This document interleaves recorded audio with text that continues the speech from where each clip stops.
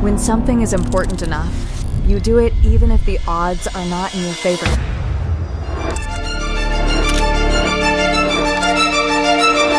This man, Elon Musk, has become the world's first trillionaire after investors got their first.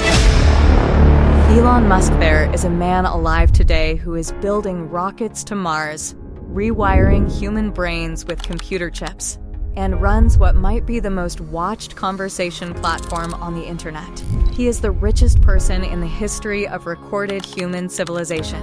And yet, if you trace his story back to where it actually starts, you don't find a genius in a gleaming lab. You find a small, awkward kid in South Africa, eating alone, nose buried in a book, bleeding from a flight of concrete stairs after a group of older boys threw him down them headfirst. That gap between who he was and what he became is one of the most extraordinary stories of the last 100 years. This is the story of Elon Musk, the man who refused to accept the world as it is. Elon Reeve Musk was born on June 28, 1971, in Pretoria, South Africa. His father, Errol, was an engineer and property developer. His mother, May, was a dietitian and model who would later appear on the cover of Time magazine. On paper, it sounds like a privileged beginning, and in some ways it was. But comfort and safety are two very different things, and in the Musk household, the latter was in short supply. His parents divorced when Elon was 8 years old. He and his brother Kimball made the decision to live with their father, a decision Elon would later describe with devastating clarity, calling Errol a carefully planned evil and someone he wished he'd never known at all. Home life was unstable.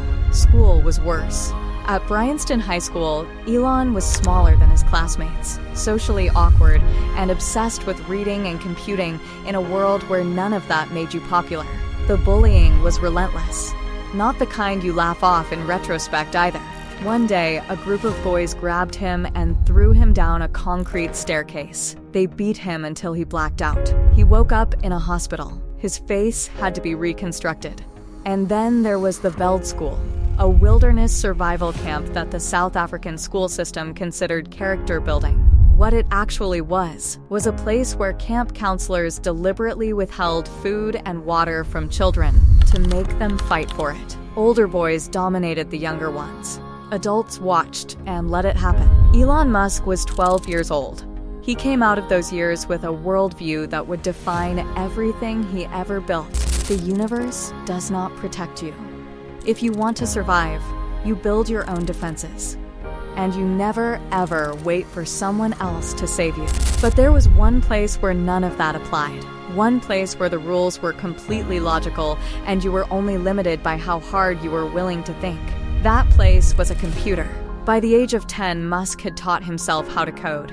By 12, he had written an entire video game from scratch, a space shooter called Blastar. He sold the source code to a South African computing magazine for $500. He was 12 years old, and he had already turned his imagination into income. He didn't know it yet, but that was the template for everything that followed. By his late teens, Elon Musk had made a decision.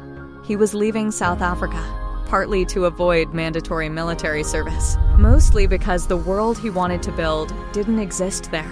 He leveraged his mother's Canadian citizenship, and at 17 he arrived in North America with almost nothing. To survive, he took whatever work he could find. The most extreme was a job at a lumber mill in Vancouver, cleaning out boiler rooms. Workers wore hazmat suits, crawled through a tunnel barely wide enough to move in, and shoveled out toxic soot in temperatures that could kill you if you stayed too long. Of the 30 men who started that job on the first day, only 3 were still showing up by the end of the week. Elon Musk was one of them. He enrolled at Queen's University in Ontario, then transferred to the University of Pennsylvania on a scholarship, eventually earning dual degrees in physics and economics from the Wharton School. At UPenn, he and a friend rented out a 10-bedroom house near campus, threw enormous parties, charged $5 a head for all-you-can-drink beer, and pulled in enough money on a single Saturday night to cover the entire month's rent. Musk, who didn't drink, stood at the door collecting cash in a shoebox, completely sober, watching 500 people pile into a house he'd turned into an unlicensed speakeasy. That's a detail worth sitting with. He was running a business, not a party. He was always running a business. But the real work at UPenn wasn't happening at the parties. It was happening in his coursework. During his undergraduate years, Musk wrote 3 papers that weren't really academic exercises. They were blueprints. One predicted the rise of solar energy and proposed massive solar arrays beaming power down from space. One proposed digitizing all physical books and making them searchable.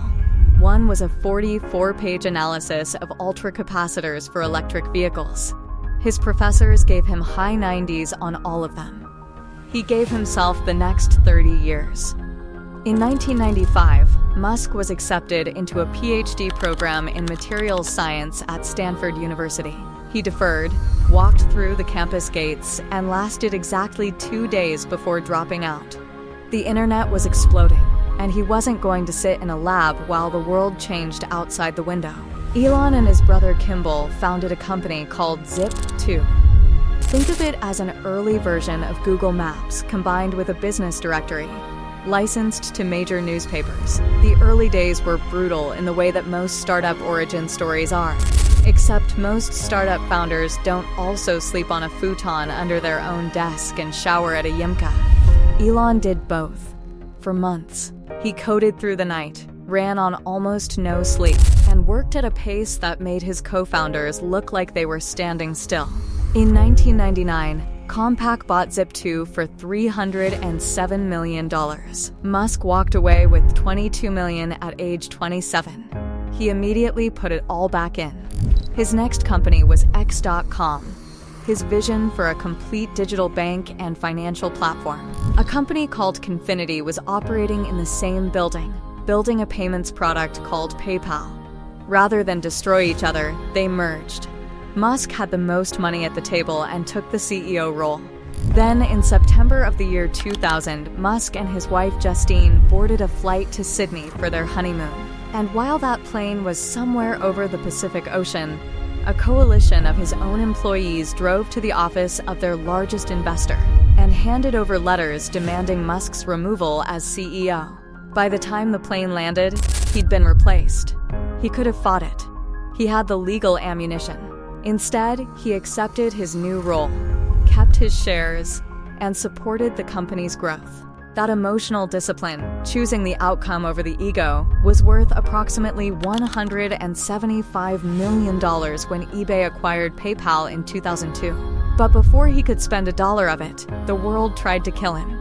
Shortly after the PayPal sale, Musk contracted Plasmodium falciparum, the most lethal strain of malaria on Earth. When he came back to California, doctors misread his symptoms as viral meningitis.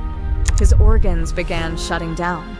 A colleague who visited him in the hospital sent an email to his former co-founders with a simple, devastating subject line: "Elon is hours from death." A specialist caught it in time.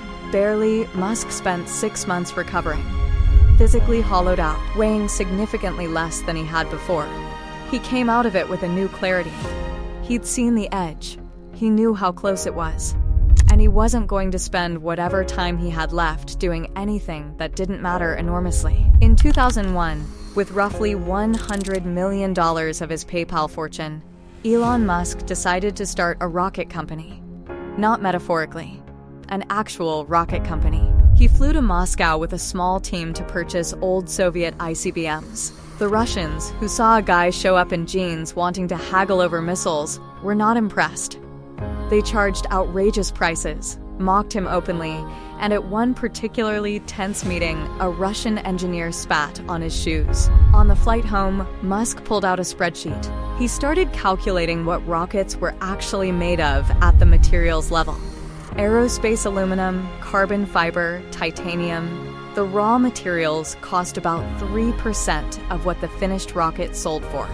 The rest was bureaucracy, inefficiency, and a complete absence of competition. If you built the rocket yourself, vertically integrated, you could undercut the entire aerospace. In 2002, he founded Space Exploration Technologies. SpaceX, that same year, he put $6.5 million into a small electric vehicle startup called Tesla Motors, becoming its chairman. Within a few years, he was running it. The world, for the most part, thought both of these were excellent ways to lose all your money very quickly. They were not wrong about the first part. 2008 is the year Elon Musk came closest to losing everything. And he wasn't just dealing with one crisis. He was dealing with all of them at once.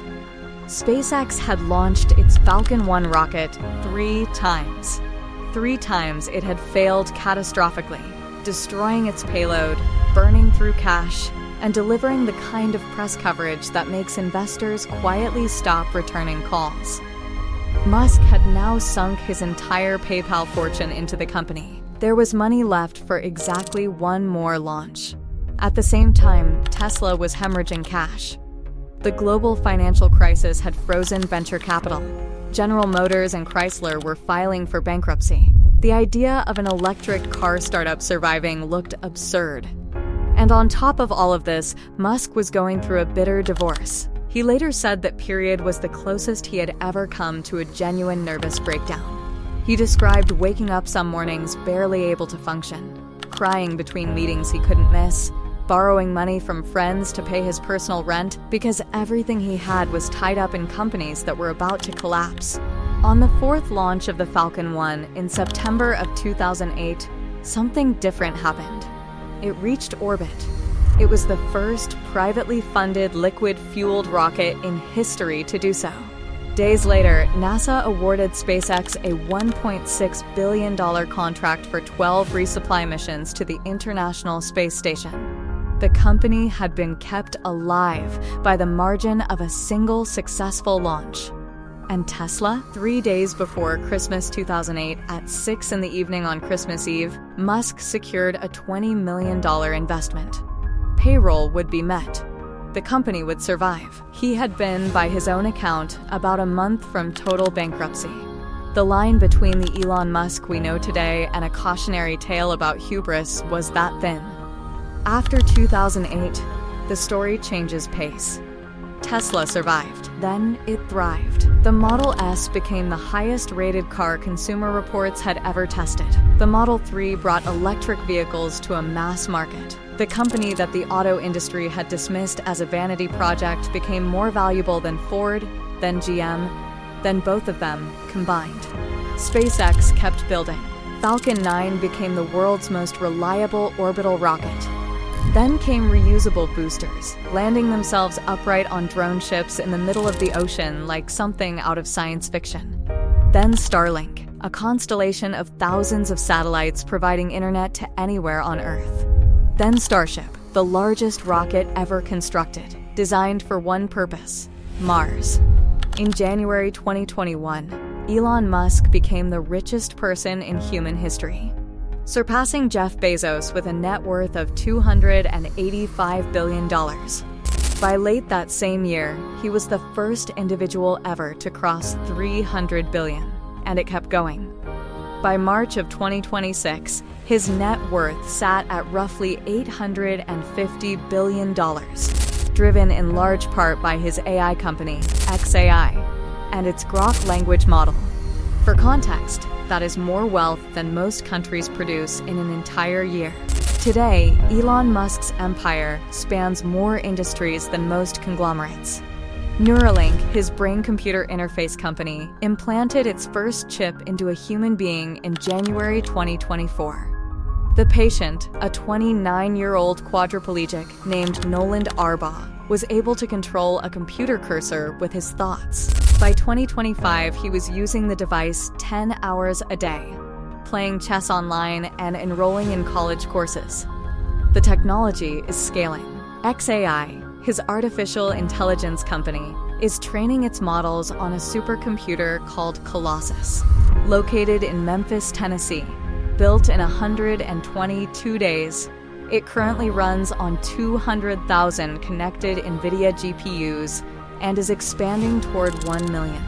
It is the most powerful AI training system on the planet. And then there's Mars. SpaceX is actively developing Starship for crewed missions to the Martian surface. With Starlink generating billions in revenue and reusable rockets having fundamentally changed the economics of space access, the infrastructure is being assembled piece by piece.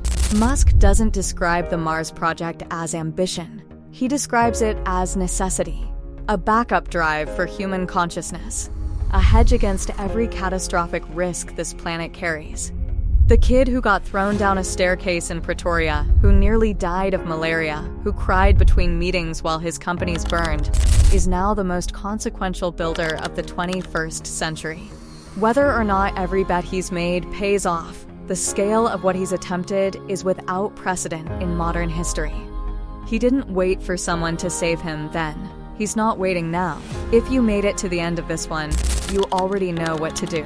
Like, subscribe, and we'll see you in the next one.